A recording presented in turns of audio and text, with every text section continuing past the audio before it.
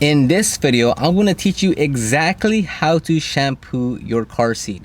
Now, in this video, we're going to specifically talk about how to extract your car seat with an actual extractor. So whether it's a Bizzle Pro Heat that's like retails for like $100 or 125, whether it's like the Aqua Pro Vac that I use, which retails for like $450, or the Mighty Light 8070, which retails for like $1,400. I may be off on all those numbers.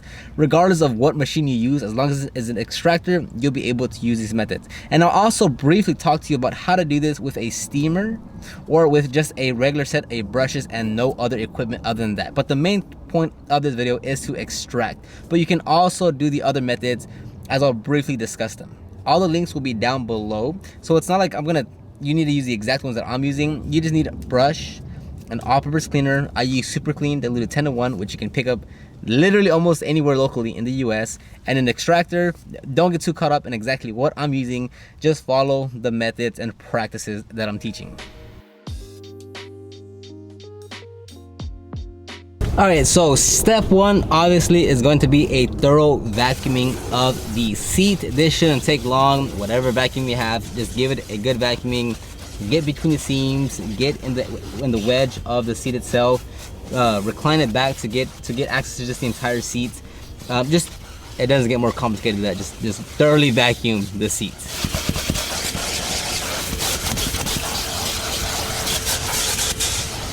Okay, proud of you. You did a great job vacuuming your seat. Now the next step is we're gonna go into the agitation phase, right? So it's gonna be the vacuuming, agitation, extraction, and then I guess drying phase, but really it's vacuum, agitate, extract. So here we're gonna in the agitation phase. On this headrest, if you were just gonna do this with just brushes, nothing else, just brushes, I'll demonstrate how do you do that just on the headrest to just give you an example, but then the rest of the seat will go with the whole tools and extractor and such. So here, like I said, I have Super Clean diluted 10-to-1, which you can pick up locally. I have it in this spray bottle, in this pump sprayer, and I also have it in the aerosol can. Now this is full strength, so it's not diluted. I'm just gonna assume if you're doing it with brushes and such, you most likely have or want to like get something like this, like an aerosol can. It might not last you all five seats depending how dirty it is and how much you're doing. But in this example, I'll just do the headrest with this. It's super simple, right? So you're simply gonna shake it, spray onto the material. You don't need to literally get everything foaming up. That's not necessary. And then literally take your brush. This is a nano skin brush, I believe, but use whatever brush you have, and literally just start agitating. Now the camera might shake because it's on the seat and I'm kind of shaking the whole car now, but this is literally, hopefully it's not shaking too much, this is literally how I started doing other people's dirty interiors with just APC and a brush. Now you can tell with this method it's gonna take a lot longer because it's all manual labor, it's elbow grease. You are gonna get tired, you are gonna get fatigued, but this is literally how I cleaned dozens of vehicles when I first started off just with brushes. So don't tell me it can't be done, because it most definitely can. Now, depending on how dirty yours is gonna dictate how many passes you do. One pass was sufficient here. If yours is really dirty, then you might want to do 2-3 passes. But now the next step, if you're just doing it with a brush and nothing else, is take a towel and then mop it up the best you can. You'll probably see some dirt come off. And depending on how much dirt's coming off, you might need multiple towels, or how much liquid you use to saturate the area. Again, whether you use the aerosol or liquid, kind of irrelevant in this example that I'm giving you. The point is you vacuum, you spray, you agitate, do multiple passes if needed, and then mop up. Next, what you can also do is, if you've already mopped it up, if you have a wet and dry vacuum, you could turn it on and just suck out as much water as you can, or not water, but moisture that you can from the fabric to help speed up the process. So mop it up with a towel, use a wet dry vac to suck out any other moisture that you can, and then just let it sit there and dry. That's what you do for the entire seat. Is it a lot more work? Yes. Is it possible to get dirty interiors done with that method? Yes, just know it's gonna take time and it is gonna be a lot more fatiguing on your body. Okay, so now let me show you real quick how to do it with a steamer. Now this time I'll switch it up and I'll use the spray bottle. I never use a spray bottle when I'm doing seats. I always use a pump sprayer because I do so many of these and it's so much quicker. So I'll just do this top section right here. That way the rest can activate the extractor. So same process, I'm getting a phone call. So I'll go ahead and spray it. Now you're never actually saturating it where it's like penetrating the fiber and going down to the cushion that's underneath it. You're just saturating it just to get the top level surface saturated, because that's what you're cleaning. So I'll use the brush one more time. Actually, I'm not, just because I think the camera's shaking too much. So you could, if this is all you have, you could use this and just agitate, but I feel like it's shaking the camera too much. So let me get the... So again, don't worry, don't say, oh, he's using a drill brush. Okay, you can still use this, but it's just shaking the camera too much. So you're gonna agitate the seat.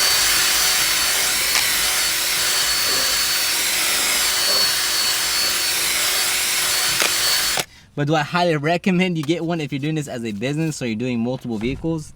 Definitely. And then you'll get your steamer. This is the McCulloch 1385 steamer. Not the best in the world. It's like 200 bucks. Now you could, it just depends on the dirtiness and the fabric and the condition that it's in. You could, if you wanted to, bypass the agitation phase and just do the steamer with the triangle head and agitate with the steam like this, and do that if you can get away with that.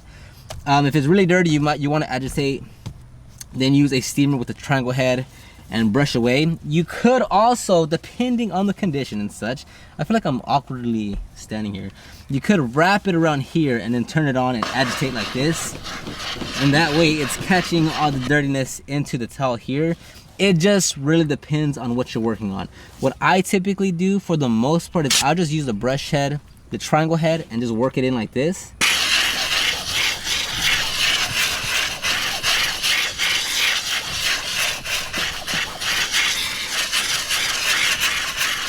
And then I'll come back with the towel and mop it up. Is there a right or wrong way? I don't think so. It's just what you prefer. Try it and see how you like it. Now once you mop it up the best you can, if you wanted to, use the wet vac and suck up whatever you can that's what's left over, and just let it dry. And boom, you would do it just like that. Now, again, like I'm not trying to show you the exact, like the huge before and after. I'm just trying to show you the actual tactics that you do to clean seats. So if yours is really bad, you're gonna see a huge difference here. It's dirty, so well, on the bottom side it's dirtier, not so much on the top side, but use what I'm teaching you and apply it to your car and to your situation. Now what you could do though is, if you do have a steamer, and this is what you're primarily using, or even in conjunction with the extractor, if you have specific stains somewhere, like actual dots or lines, like just actual stains, you could use a steamer to break off the stain. I'm just randomly shooting it somewhere. But you could use a steamer to break up the stain. That way when it comes to the agitation part, it's much easier. And then going with the agitation and then the extraction. Okay, brush, steamer, got out the way. Let's just talk about the extractor now. Okay, so now we're doing it just the extractor, which we're still doing the agitation phase. Just the machine I'm going to be using is the extractor. So the way I do it, if you're doing this as a business, let's say, or you want to get into it, this is how I do it. Again, if you want to do this the same way as your personal vehicle, absolutely fine as well. I have the pump sprayer, super clean, diluted 10:1, and I'll just saturate this top portion. I'm not worried about getting foams, like foaming when I start agitating. That's like, or doing this. Like, I'm not worried about foam. That's not a primary focus for me. Now I wanted to do the brush, but I just feel like it's gonna move the vehicle too much, just so you can see how it is with the brush. All right, hopefully it doesn't look too bad. I'm gonna try to do this section only. That way, if it is coming out really shaky, I can not use it in the actual video.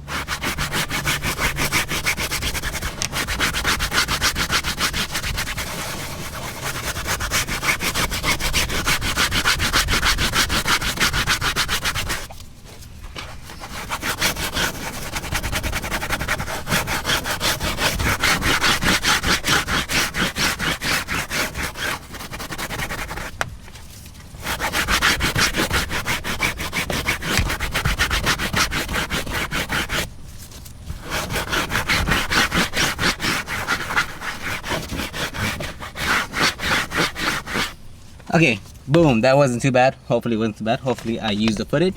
So this part, extracted, vacuumed, pre-treated with the steamer, sprayed with the all-purpose cleaner, agitated. Now it's ready to extract. So with me and how I do things, I always work down up, just because when I do it this way, the water just streams out down so much quicker and it just makes more of a mess down here. So personal preference, not saying I'm right, not saying I'm wrong. This is just the way I do things. If you want to hate or troll, you're pretty lame. So what I do is when I turn it on, I'm going to start from the bottom and work my way up. There's some fabrics that you work with that they just, because of the material and how it is, like it doesn't actually seep into the fabric. It kind of just stays on top, like the Ford Taurus and the Toyota RAV4. I want to say, I could be wrong on that one, where like as soon as you turn on the extractor, like all the water just falls down because it actually doesn't seep into the material, which is really annoying. So you're gonna turn it on, press the trigger, and then pull up slowly. Now this machine isn't the strongest. Bizzle Pro Heat, not the strongest. So if you have a not so strong machine, you will want to go a little bit slower on the passes. That way you're giving the water and suction enough time to really work its way in. If you have a stronger machine, you can go a bit faster just because you have that capability, especially if it's heated. You have those better features. So let's go at it now.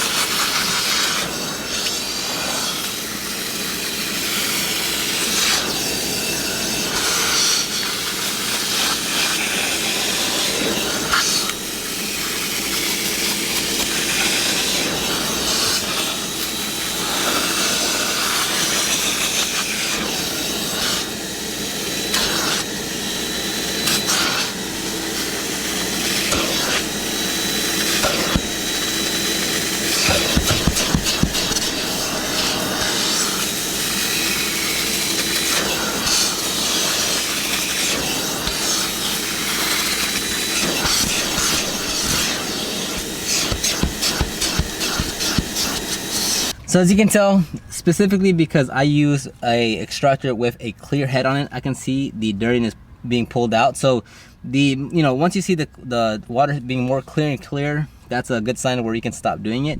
Now I did multiple passes. There's not like a do 4 passes, I do 3 passes. It's just look at if you have that option where you can see through the head, then just gauge the cleanliness by the how dirty the water's coming out. But I did multiple passes, as you can tell. Now I was just showing you that section because I want to do this by hand with the brush here. Ideally I'm going to do the entire section here in one pass with the agitation with this drill brush, and then to go into the extraction phase. It does help, like don't just have it, don't have the seat completely vertical. It does help when you have it at a slant here, but so it would help if you do it. You will be in an awkward position sometimes, so perhaps if you maybe come from the back side of it, maybe, I don't know, if you push it back even further, that might be any better for you. I'm kind of stuck here due to camera reasons, but if it helps to push it all the way back, access it from the back, to move it forward, to up, down, find what works for you, because it will be a bit uncomfortable depending on how big you are. I'm not the tallest guy. If you're like 6'2" and you're trying to crouch down to the small vehicle, you're gonna have a problem. So just kind of figure out what works for you in terms of being comfortable. But now let me show you on the entire section here. Now I'm wondering if I'm still in frame. Let's hope I am. All right, so pump sprayer.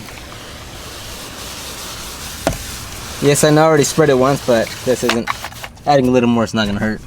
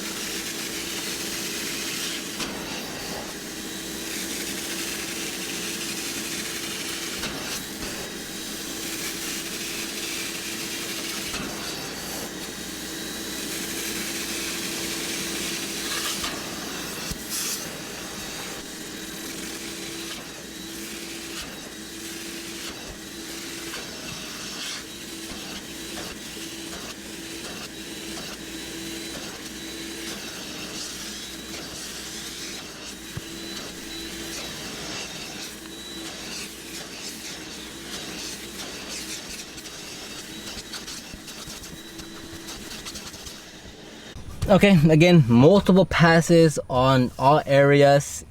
Once you look at your vehicle at the seat, you'll be like, okay, this part needs way more passes than this one. Just depends on what you're working on.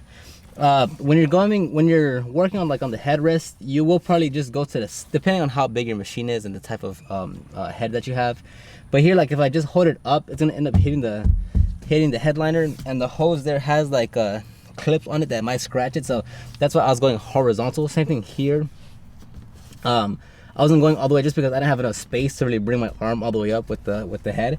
So that's why I went horizontal. You're gonna have to figure it out. If you're in a big old truck, you probably have space just to do about anything. So again, just it's really contingent on the type of vehicle that you're working on. But that's the main gist of it. Vacuum, agitate, extract all in each pass. What I used to do is after every extraction part that I do, like this top part, I would immediately go and dry it. Honestly, what I do now is I just leave it alone, because like right now I think the temperature is like at 73 degrees. So if I take care of the seats in the very beginning, and I don't like mop it down, like I just leave it as is, by the time I'm done, the vehicle, the seats are already dry. Like it's not a problem. If you're like soaking it big time, then yeah, you may want to do it. So, you know, if you want, it's just, or even there's like a quick little mop down. Even this would be enough, like to increase increase the dry time. So even that would be enough. And again, if you want, you can come back and like you can use the extractor, but just with the suction or your wet dry vac, and just get even more moisture that you can. And then this towel's already too wet, so grab another one. I mean, it doesn't take long, so you know. But I just kind of figured out, like, if I do this in the very beginning and the weather's in my favor, I may just have to do a quick little mop down, like just super quick, like not trying to be too heavy with it, and it's enough to speed up the drying process. And there we go. So now let me do the bottom portion, no talking. Let me just, this is what I do. And this one actually is dirty, so it's a difference. So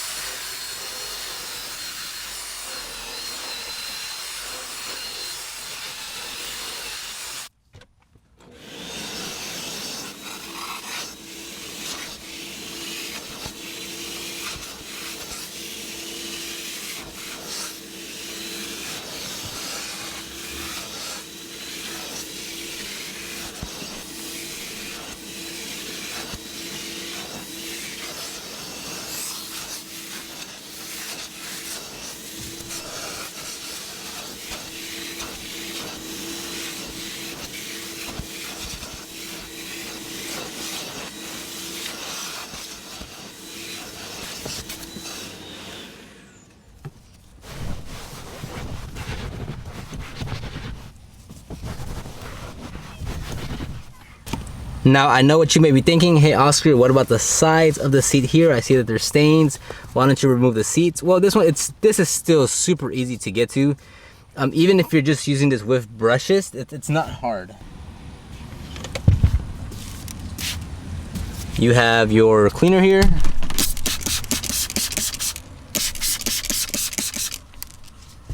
You have your brush, and you literally do this.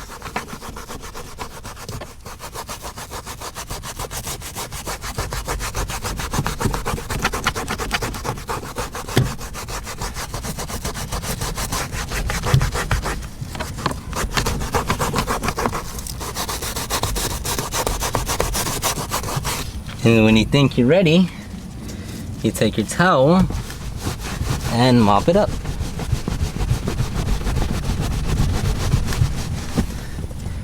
Yeah, so dirt come off, and there you go. I can't tell, can't see.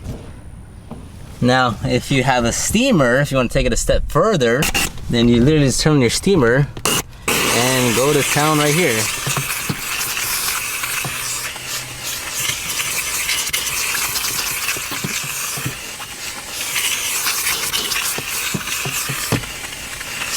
And then if you still need help, or if you still want to be thorough with it, you can still spray your steamer, your cleaner,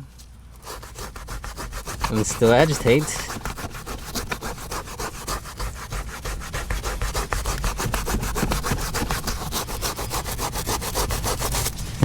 And get your towel and mop up.